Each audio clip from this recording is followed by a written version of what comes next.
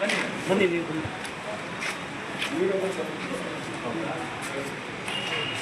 ನನ್ನ ಹೆಸರು ತಳವಾರ ಪ್ರತಾಪ್ ಅಂತ ಅಂದ್ಬಿಟ್ಟು ಏನಿವತ್ತು ಈ DCC ಬ್ಯಾಂಕಲ್ಲಿ ನಮ್ಮೆಲ್ಲ ಪತ್ರಿಕಾ ಮಾಧ್ಯಮ ನಿಮ್ಗೆ ಗೊತ್ತಿರೋ ಹಾಗೆ ಇಲ್ಲೇನಾಗಿತ್ತು 2002ರಲ್ಲಿ ನಾವು 2001ರಲ್ಲಿ ಕಂಪ್ಲೇಂಟ್ ಆಗಿತ್ತು. ಆ ಒಂದು ಕಂಪ್ಲೇಂಟಲ್ಲಿ ರೈತರ ಸಾಲ ಮನ್ನಾ ಅನ್ನುವಂಥದ್ದು ಒಂದು ಅವ್ಯವಹಾರ ಆಗಿರುವಂಥದ್ರ ಬಗ್ಗೆ ನಾನು ದಾಖಲೆಗಳನ್ನು ನೀಡಿ 2025ರಲ್ಲಿ ಒಂದು ಕಂಪ್ಲೇಂಟ್ ಆಗಿತ್ತು ಚಿಂತಾಮಣಿ ಗ್ರಾಮಾಂತರ ಠಾಣೆಯಲ್ಲಿ. ಆಗಿದ್ದಂಥದ್ದು 2 ಕೋಟಿ ಮೇಲೆ ಇರುವಂಥ ಅವ್ಯವಹಾರದ್ದು CBIಗೆ ರೆಫರ್ ಆಗಿದೆ. ಅದರಿಂದಾಗಿ ಕಳೆದ ವಾರ ನನ್ನನ್ನು CIDಯಲ್ಲಿ ತನಿಖೆಗೆ ಕರೆದಿದ್ದರು. ನಾನೆಲ್ಲ ಡಾಕ್ಯುಮೆಂಟ್ಸ್ ಏನೇನು ಯಾವ ರೀತಿ ಅವ್ಯವಹಾರ ಆಗಿತ್ತು ಅದೆಲ್ಲ ಅವ್ರ ಹತ್ರ ರೆಪ್ರೆಸೆಂಟ್ ಮಾಡಿ ಬಂದಿದ್ದೀನಿ. ಮತ್ತು ಅದೇ ರೀತಿ 2026 ಇವಾಗ ಮತ್ತೆ DCC ಬ್ಯಾಂಕ್ನ ಏನು ತನಿಖೆ ಅಂತ ಬಂದಿದ್ದಾರೆ, ಚಿಂತಾಮಣಿಗೆ ಬಂದಿದ್ದಾರೆ. ಬಂದಾಗ ಅವರು ನನ್ನ ಖುದ್ದು ಹಾಜರಾತಿ ಇರಬೇಕು ಅಂತ ನನ್ನನ್ನು ಕೇಳಿದ್ರು. ಹಲವಾರು ಪ್ರಶ್ನೆಗಳನ್ನು ಕೇಳಿದ್ರು.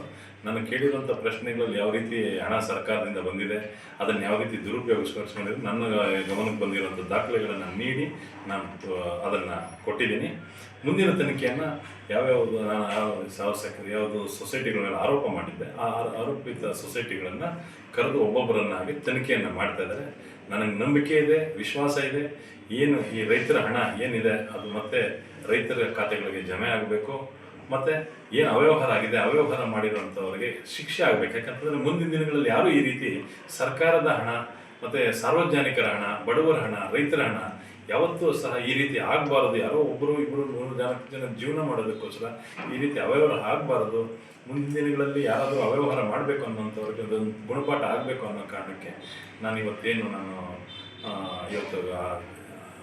ಎನ್ಕ್ವೈರಿಗೆ ನಾನು ಕರೆದಿದ್ರು. ಅವ್ರ ಮುಂದೆ ನಾನು ಎಲ್ಲವನ್ನು ಹೇಳಿದ್ದೀನಿ. ಮುಂದಿನ ದಿನಗಳಲ್ಲಿ ಇನ್ನೂ ಏನು ಹೆಚ್ಚಿಗೆ ಅವ್ರ ದಾಖಲೆಗಳನ್ನು ಬೇಕಾಗಿದ್ದರೆ ನಾನು ಅವ್ರಿಗೆ ಕೊಡೋದಕ್ಕೂ ಸಿದ್ಧವಾಗಿದ್ದೀನಿ ಅಂತ ಹೇಳ್ತೀನಿ. ಸರ್, ದೂರಿನಲ್ಲಿ 2000 ಏನು ಕುಮಾರಸ್ವಾಮಿ ಮತ್ತು ಸಿದ್ದರಾಮಯ್ಯನವರ ಅವಧಿ ಮುಗೀತು, ಆವಾಗ ಸಾಲ ಮನ್ನಾ ಮಾಡಿದರು. ಮತ್ತು ನೆಕ್ಸ್ಟ್ ಕಾಂಗ್ರೆಸ್ ಹಾಗೂ JDS ಸಮ್ಮಿಶ್ರ ಸರ್ಕಾರ ಬಂದಾಗ ಆವಾಗ ಕುಮಾರಸ್ವಾಮಿಯವರು ರೈತರ ಸಾಲ ಮನ್ನಾ ಅಂತ ಮಾಡಿದರು. ಆ ಸಾಲ ಮನ್ನಾ ಮಾಡಿರುವಂಥದ್ರಲ್ಲಿ ನಕಲಿ ರೈತರ ಪಟ್ಟಿ, ಒಂದು ಒರಿಜಿನಲ್ ರೈತರು ಒಂದು 25% ಇರ್ಬೋದು, ಇನ್ನು ಮಿಕ್ಕಿದ್ದೊಂದಷ್ಟು ನಕಲಿ ರೈತರ ಪಟ್ಟಿನ ಕೊಟ್ಟು ಅದ್ರ ಮುಖಾಂತರ ಸರ್ಕಾರದಿಂದ ಕ್ಲೈಮ್ ಮಾಡಿರ್ತಾರೆ, ಏನೋ ಸಾಲ ಇಷ್ಟೊಂದಿದೆ ಅಂತ. ಆ ಸಾಲದ ಹೆಚ್ಚುವರಿ ಹಣ ಏನಿದೆ ಆ ಹಣವನ್ನು ಏನು ಮಾಡಿದ್ದಾರೆ, ಡೈರೆಕ್ಟಾಗಿ ಹಲವು ಯಾವುದು ನಮ್ಮ ಗ್ರಾಮೀಣ ಭಾಗವಾಗದಂತಹ ಬೊಮ್ಮೇಪಲ್ಲಿ, ಯನ್ಮಲ್ಪಾಡಿ, ಆಮೇಲೆ ಇದರಲ್ಲಿ ಯಾವುದು ನಂದಿಗೇನಹಳ್ಳಿ ಹಾಗೂ ಇನ್ನೂ ಅನೇಕ ಸೊಸೈಟಿಗಳಲ್ಲಿ ಅಲ್ಲಿ ಅದನ್ನು ದುಡ್ಡನ್ನ ನೇರವಾಗಿ ಡ್ರಾ ಮಾಡಿರ್ತಾರೆ. ಅದನ್ನು ನೇರವಾಗಿ ಡ್ರಾ ಮಾಡೋಂಗಿಲ್ಲ. RBIನ ನಾರ್ಮ್ಸ್ ಪ್ರಕಾರ 25,000ಗಿಂತ ಹೆಚ್ಚು ಹಣವನ್ನು ಯಾವುದೇ ರೀತಿಯಾದಂಥ ಕ್ಯಾಶ್ ಟ್ರಾನ್ಸಾಕ್ಷನ್ ಮಾಡಬಾರ್ದಂತಿದೆ. ಮತ್ತು ಇದು ಫಲಾನುಭವಿಗಳಿಗೆ ಹಾಕದೇ ಆ ದುಡ್ಡನ್ನು ಡ್ರಾ ಮಾಡಿರುವಂಥದ್ದು ನನ್ನ ಗಮನಕ್ಕೆ ಬಂದಾಗ ನಾನು ಅದನ್ನು ಆರೋಪ ಮಾಡಿದ್ದೀನಿ. ಯಾಕೆ ಅಂತಂತಂದರೆ ಒರಿಜಿನಲ್ ರೈತರು ಯಾರಿದ್ದಾರೆ ಅವ್ರಿಗೆ ಮನ್ನಾ ಆಗಬೇಕು, ನಕಲಿ ರೈತರ ಹೆಸರಲ್ಲಿ ಮೋಸ ಮಾಡಬಾರ್ದು, ಸರ್ಕಾರಕ್ಕೆ ನಷ್ಟ ಆಗಬಾರ್ದು ಅನ್ನೋಂಥದ್ದು ನನ್ನ ಒಂದು ಗುರಿಯಾಗಿತ್ತು. ಸರ್, ಈ ಒಂದು ಕೇಸಲ್ಲಿ 11 ಕೋಟಿ ರೂಪಾಯಿ ಆಗಿದೆ ಸರ್. ಇದೊಂದು ಇವತ್ತು ಚಂದ್ರಶೇಖರ್ CID ಅವರು ಬಂದಿದ್ದಾರೆ, ಅದರದ್ದು 11 ಕೋಟಿ ಆಗಿದೆ. ಅದಲ್ಲದೆ ಇದು ಸಾಲ ಮನ್ನದ್ದು ಅದಲ್ಲದೆ ಈ ತಾಲೂಕಿನಲ್ಲಿ ಇಡೀ ಜಿಲ್ಲೆಯಲ್ಲಿ ಎಷ್ಟಾಗಿದೆ ಅಂತಂತಂದರೆ ಸುಮಾರು ನಮ್ಮ ತಾಲೂಕಲ್ಲಿ ಒಂದು 100ಕ್ಕೂ ಹೆಚ್ಚು ಕೋಟಿಗಳು. ಹಿಂದಿನ ಸರಿ ನಮ್ಮ ಮಾಜಿ ಶಾಸಕರಾದಂಥ JK ಕೃಷ್ಣಾರೆಡ್ಡಿ ಅವರು ಅವತ್ತು ಇದ್ದಾಗ ಅವರು ಆರೋಪ ಮಾಡಿದರು, ಇದು DCC ಬ್ಯಾಂಕಲ್ಲಿ ಭಾಳ ಅವ್ಯವಹಾರ ಆಗಿದೆ ಅಂತ. ಮತ್ತು ನಮ್ಗೆ ಈಗಿರುವಂಥ ಸಚಿವರಾಗಿದ್ದಂಥವರು ನಮ್ಮ ಚಿಂತಾಮಣಿಯ ಶಾಸಕರು ಅವರು ಹೇಳಿದರು ಏನಂತಂತಂದರೆ ಇಲ್ಲಿ ಅವ್ಯವಹಾರ ಆಗಿರೋದು ನಿಜ ಅಂತ. ನನ್ನ ಗಮನಕ್ಕೆ ಬಂದಿರೋಂಥದ್ದು ಸುಮಾರು 100 ಕೋಟಿಗೂ ಹೆಚ್ಚು ಚಿಂತಾಮಣಿಯಲ್ಲಿ ಈ ನಕಲಿ ಮಹಿಳಾ ಸಹಕಾರ ಸಂಘಗಳ ಹೆಸರಲ್ಲಿ ಬೇನಾಮಿ ಸೊಸೈಟಿಗಳಲ್ಲಿ ಆಗಿದೆ ಅಂತ ನಾನು ಆರೋಪ ಮಾಡಿದ್ದೀನಿ. ಅದಕ್ಕೆ ಬೇಕಾದಂಥ ದಾಖಲೆಗಳು ಸಹ ಒದಗಿಸಿದ್ದೀನಿ. ದಯಮಾಡಿ ಅದನ್ನು ಮೇಲಧಿಕಾರಿಗಳು ತನಿಖೆಯನ್ನು ಮಾಡಬೇಕು. ನನ್ನ ಉದ್ದೇಶ ಒಂದೇ ಸರ್, ಇದು ಯಾರ ಮೇಲೆ ವೈಯಕ್ತಿಕ ದ್ವೇಷ ಅಲ್ಲ. ಆದರೆ ಏನು ರೈತರ ಹೆಸರಲ್ಲಿ ನಕಲಿ ರೈತರು ಮತ್ತು ಮಹಿಳಾ ಸಂಘಗಳ ಹೆಸರಲ್ಲಿ ಮಾಡಿದ್ದಾರೆ ಅದು ಆಗಬಾರ್ದು. ನಿಜವಾದ ಫಲಾನುಭವಿಗಳಿಗೆ, ಕಾರ್ಮಿಕರಿಗೆ, ರೈತರಿಗೆ ಇಂಥವ್ರಿಗೆ ತಲುಪಬೇಕು ಅನ್ನೋಂಥದ್ದು ನನ್ನ ಉದ್ದೇಶ. ಎಷ್ಟು ಜನರ ಮೇಲೆ ಕೊಟ್ಟಿದ್ರಿ, ಯಾವ ಹೆಸರು ಹೇಳ್ತೀರಾ?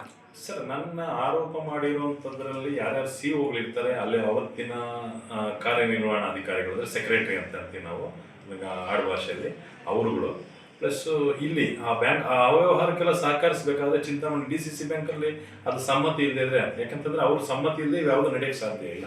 ಇಲ್ಲಿ ಅವತ್ತಿನ ಮ್ಯಾನೇಜರ್ಗಳು ಯಾರಿದ್ರು, ಚಂದ್ರಶೇಖರ್ ಅಂತನವರು, ಆಮೇಲೆ ಇನ್ನೊಂದು ಬೇರೆ ಕೇಸಲ್ಲಿ ನಾಗರಾಜ್ ಅಂತಿದ್ದಾರೆ, ಇಲ್ಲೊಬ್ಬ ಸೂಪರ್ವೈಸರ್ ಒಬ್ಬರು ಇದ್ದರು ಸಂತೋಷ್ ಅಂತ. ಸಂತೋಷ್ ಅಂತ ಅವರು ಮಾಡಿದ್ದಾರೆ. ಇವೆಲ್ಲರೂ ಒಂದು ಗ್ರೂಪ್ ಆಗಿ ಒಂದು ಮಿಂಗಲ್ ಆಗಿ ಮಾಡಿರುವಂಥ ಕೃತ್ಯ ಆಗಿರ್ತದೆ. ಪ್ಲ್ಯಾಂಡ್ ಆಗಿ ಕೆಳಗಿನಿಂದ ಮೇಲ್ಗಡೆವರೆಗೂ ಇದು ಕೈವಾಡ ಮೇಲೆ ಕೋಲಾರ DCC ಬ್ಯಾಂಕಲ್ಲೂ ಇದೆ. ಅಲ್ಲಿ ಅವರು ಅಲ್ಲಿನ ಅಧ್ಯಕ್ಷರಿಗೆ ಇದು ಯಾವುದೂ ಗೊತ್ತಿಲ್ಲದೆ ಅವರು ಮಾಡೋಕ್ಕೆ ಸಾಧ್ಯ ಇಲ್ಲ, ಅವ್ರ ಅವಧಿಯಲ್ಲಿ ಆಗಿದೆ ಅಂತ ನಾನು ಆರೋಪ ಮಾಡಿದ್ದೀನಿ. ಅದಕ್ಕೆ ಬೇಕಾದಂಥ ದಾಖಲೆಗಳು ಸಹ ಕೊಟ್ಟಿರೋದ್ರಿಂದಾಗಿ ದಯವಿಟ್ಟು ಎಲ್ಲ ತಮ್ಮ ಮಾಧ್ಯಮ ಮುಖಾಂತರ ನಾನು ಕೇಳ್ಕೊಳ್ಳೋದೇನಂತಂದರೆ, ಇಲ್ಲಿ ನನ್ನ ವೈಯಕ್ತಿಕ ಇಚ್ಛಾಶಕ್ತಿ ಏನಿಲ್ಲ. ಆದರೆ ರೈತರ ದುಡ್ಡು ರೈತರಿಗೆ ಹೋಗಬೇಕು. ನಾವು ರೈತರ ಮಕ್ಕಳಲ್ವಾ. ಒಂದು ಇದರಲ್ಲಿ ಕಾರ್ಮಿಕರು ಹೋಗಲಿ, ಮತ್ತು ಬಡವ ಯಾರು ದಿನಗೂಲಿ ಮಾಡ್ತಾರೆ, ಬೀದಿ ವ್ಯಾಪಾರಸ್ಥರಿರ್ತಾರೆ, ಇಂಥವ್ರಿಗೆಲ್ಲ ಅನುಕೂಲ ಆಗಬೇಕು ಅನ್ನೋದು ನನ್ನ ಉದ್ದೇಶ. ಕೈವಾಡ ಇನ್ನು ಹುನ್ನಾರ ಇದೆಯಾ ಸರ್? ಇದು ಜಿಲ್ಲಾ ಮಟ್ಟ ಅಂತಂದರೆ ನಮ್ಮದು ಅವಿವಾದಿತ ಜಿಲ್ಲೆ ಆಗಿದೆ DCC ಬ್ಯಾಂಕಲ್ಲಿ. ಎರಡೂ ಜಿಲ್ಲೆಗೂ ಒಂದೇ ಕೇಂದ್ರ ಕಚೇರಿ ಇರೋದು, ಅದು ಕೋಲಾರಲ್ಲಿ. ಕೋಲಾರಿಂದನೇ ಹಣ ಬರುವಂಥದ್ದು. ಮದರ್ ಬ್ಯಾಂಕ್ ಬಂದು ಲೀಡ್ ನಮಗೆ ಕೋಲಾರ ಜಿಲ್ಲೆಯ DCC ಬ್ಯಾಂಕ್ ಆಗಿರ್ತದೆ. ಆ DCC ಬ್ಯಾಂಕಿಂದನೇ ಚಿಂತಾಮಣಿಗೆ ಆಗಿರ್ತದೆ. ಮತ್ತು ಯಾವುದೇ ಲೋನ್ ಮಂಜೂರಾಗಬೇಕಂತರೂ, ಯಾವುದೇ ಒಂದು ಮಹಿಳಾ ಸಂಘಗಳಿಗೆ ನೀವು ಲೋನ್ ಕೊಡಬೇಕಂತಂದ್ರು ತಾಲೂಕಲ್ಲಿ ಸ್ಕ್ರೂಟ್ನಿ ಆಗಬೇಕು, ಇಲ್ಲಿಂದ ಜಿಲ್ಲಾ ಇದರಲ್ಲಿ ಸ್ಕ್ರೂಟ್ನಿ ಆಗಬೇಕು.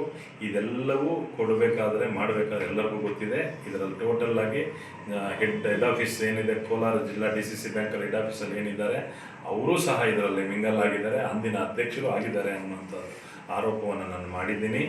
ಮತ್ತು ಇಲ್ಲಿ ಸ್ಥಳೀಯವಾಗಿರುವಂಥ ಮ್ಯಾನೇಜರ್ಗಳು ಮತ್ತು ಯಾವ್ಯಾವ ಸೊಸೈಟಿಗಳು ಹೇಳಿದ್ದೀನಿ ಆ ಸೊಸೈಟಿಗಳ ಸೆಕ್ರೆಟರಿಗಳು ಕೂಡ ಇದರಲ್ಲಿ ಪಾಲ್ಗೊಂಡಿರೋದ್ರಿಂದಲೇ ಇದು ಒಂದು ಪ್ರೀ ಪ್ಲ್ಯಾಂಡ್ ಆಗಿ ದುಡ್ಡು ಹೊಡೆಯುವಂಥ ಒಂದು ಹುನ್ನಾರ ಮಾಡಿದ್ದಾರೆ. ಕೋಲಾರಲ್ಲಿ ಆವತ್ತಿನ MD ಬಂದು ಗೋವಿಂದಗೌಡರು ಇದ್ದರು. ಇಲ್ಲಿನ ಬ್ಯಾಂಕಲ್ಲಿ ಚಂದ್ರಶೇಖರ್ ಅಂತ ಒಬ್ಬರು ಮ್ಯಾನೇಜರ್ ಆಗಿದ್ದರು. ಚಂದ್ರಶೇಖರ್ ಭಾಳ ನಿಮಗೂ ಗೊತ್ತಿರಬೇಕು ಅನಿಸುತ್ತೆ.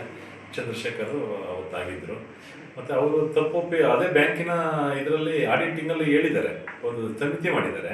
ಚಂದ್ರಶೇಖರ್ ಈ ಥರ ಮಾಡಿರೋದು ತಪ್ಪು ಅಂತಲೂ ಅವತ್ತಿನ DCC ಬ್ಯಾಂಕ್ ಡೈರೆಕ್ಟರ್ ನೇತೃತ್ವದಲ್ಲಿ ಇಲ್ಲಿದ್ದಂಥ ಡೈರೆಕ್ಟರ್ ಇರ್ಬೋದು ಬೇರೆಯವರಾದರೆ ಅದು ತಪ್ಪು ಅಂತಲೂ ಹೇಳಿದ್ದಾರೆ. ಆದರೆ ಆ ದುಡ್ಡು ವಾಪಸ್ ಬಂದಿದೆ ಅಂತಂದು ಎಲ್ಲಿ ಬಂದಿದೆ, ಯಾವ ಅಕೌಂಟ್ಗೆ ಬಂದಿದೆ, ಯಾವುದೇ ರೀತಿಯಾದದ್ದು ಬಂದಿಲ್ಲ. ಅದು ಯಾಕಂದರೆ ಅವರು ಆಡಿಟ್ ಇಂಟರ್ನಲ್ ರಿಪೋರ್ಟಲ್ಲೇ ಇದು ತಪ್ಪಾಗಿದೆ ಅಂತ ಉಲ್ಲೇಖ ಆಗಿದೆ. ಅದು ನಾನು CID ಅವರಿಗೆ ಹಸ್ತಾಂತರ ಮಾಡಿದ್ದೇನೆ. ನಾನು ಮೊದಲಿನಿಂದ ಆರೋಪ ಮಾಡಿದಾಗಿಂದ ಪಾಪ ಮಾಧ್ಯಮಗಳು ತುಂಬ ಸಹಕಾರ ಕೊಟ್ಟು ಅವರು ಪ್ರತಿಯೊಂದು ಇದರಲ್ಲೂ ಮಾಡಿದ್ದಾರೆ. ಅವರ ಕೈಯಲ್ಲಿ ನಿಮ್ಮ ಹತ್ರ ಬಿಡುಗಡೆ ಏನಾದರೂ ಮಾಡೋದಿದೆಯಾ? ಏನಾದರೂ ಇಲ್ಲ, ಆಲ್ರೆಡಿ ಕೊಟ್ಟಿದ್ದೀನಿ ಪದೇ ಪದೇ. ಯಾಕಂದರೆ ಇದು 4-5 ವರ್ಷಕ್ಕಿಂತ ಕೊಟ್ಟಂಥ ಕೇಸ್, ಅವಾಗೆಲ್ಲ ನಾನು ಕೊಟ್ಟಿರೋದ್ರಿಂದಾಗಿ ಪದೇ ನಾನು ನಿಮಗೆ ಕೊಡುವಂಥದ್ದು ಅಂತ ಸೂಕ್ತ ಅಂತ ಅನ್ಕೊಂತೀನಿ. ಅದ್ರ ವಿಚಾರ ನಿಮಗೆ ಗೊತ್ತಿದೆ. ಇದು ಹೊಸ ಕೇಸಲ್ಲ, ಹಳೆ ಕೇಸೇ ಇದು. ಇವಾಗ ಅದನ್ನು ತನಿಖೆ ಚುರುಕಾಗಿದೆ. CID ಅವರು ಅದನ್ನು ಮಾಡ್ತಾ ಇದ್ದಾರೆ. ಮತ್ತು ಆ ಮಾಧ್ಯಮದವರು ನಮಗೆ ಎಲ್ಲ ರೀತಿಯಾದಂಥ ಪಾಪ ನಾವು ಹೇಳ್ಬಾರ್ದು ಅವ್ರಿಗೆ ಎಷ್ಟೆಷ್ಟು ಒತ್ತಡ ಇದ್ದರೂ ಸಹ ಮಾಧ್ಯಮದವರು ಅವತ್ತಿನ ದಿನಗಳಲ್ಲಿ ಅವರ ಅವಕಾಶ ಎಷ್ಟಿದೆ ಅಷ್ಟೊಂದು ಪ್ರಸಾರ ಮಾಡಿದ್ದಾರೆ. ಮತ್ತು ಜನಗಳಿಗೆ ಇದ್ರ ಬಗ್ಗೆ ಅವ್ಯವಹಾರ ಆಗಿರೋಂಥದ್ದು ಗೊತ್ತಾಗಬೇಕಂದ್ರೆ ಈ ಮಾಧ್ಯಮದಿಂದನೇ ಅಂತ ನಾನು ಅನ್ಕೊಳ್ತೀನಿ. ದೇಶ ಏನಂತ ಅಂತಿಮ ಅಂತ ಇಲ್ಲ, ಇದೊಂದು ಪ್ರಾರಂಭ ಅಂತಲ್ಲ ಸರ್. ನನ್ನ ಗಮನಕ್ಕೆ ಬಂದಿತ್ತು, ನಾನೊಂದು ಜವಾಬ್ದಾರಿ ನಾಗರಿಕನಾಗಿ ನನ್ನ ಗಮನಕ್ಕೆ ಬಂದಾಗ ನನ್ನ ಸುತ್ತು ಅವ್ಯವಹಾರ ಆದಾಗ ನಾನು ಪ್ರಶ್ನೆ ಮಾಡೋದು ನನ್ನ ಕರ್ತವ್ಯ ಆಗಿದೆ. ಅದು ಇಷ್ಟೊಂದು ಹೆಸರು ರೈತರ ಹೆಸರಲ್ಲಿ, ಕಾರ್ಮಿಕರ ಹೆಸರಲ್ಲಿ, ಇವ್ರ ಹೆಸರಲ್ಲಿ ಆಗಿರುವಂಥದ್ದನ್ನು ನಮ್ಮಂಥವ್ರು ಸಹ ವಿದ್ಯಾವಂತರಾಗಿ ನಾವು ಈ ಸಮಾಜದ ಜವಾಬ್ದಾರಿ ನಾಗರಿಕರಾಗಿ ನಾವು ಹೋರಾಟ ಮಾಡಿದೆ. ಯಾವುದೋ ಒಂದು ಸಣ್ಣ ಆವೇಶಕ್ಕೆ ಒಳಗಾಗಿದ್ದರೆ ನಾನು ಇದಕ್ಕೆ ಅವಕಾಶ ಇರಲಿಲ್ಲ ಸರ್. ನಮ್ಗೆ ಸಾಕಿದೆ, ಒಂದು ನಮ್ಮ ಮಕ್ಕಳು ನಾವು ಬದುಕೋದಕ್ಕೆ ಬೇಕಾದಷ್ಟು ನಮಗಿದೆ. ಇದನ್ನೆಲ್ಲ ನಾವು ಮಾಡೋಕ್ಕಾಗಲ್ಲ. ಇದು ಮುಂದಿನ ದಿನಗಳಲ್ಲಿ ಯಾರು ಮಾಡಬಾರ್ದು ಈ ರೀತಿಯಾದಂಥದ್ದನ್ನು ನನ್ನೊಂದು ಅಭಿಲಾಷೆ ಸರ್.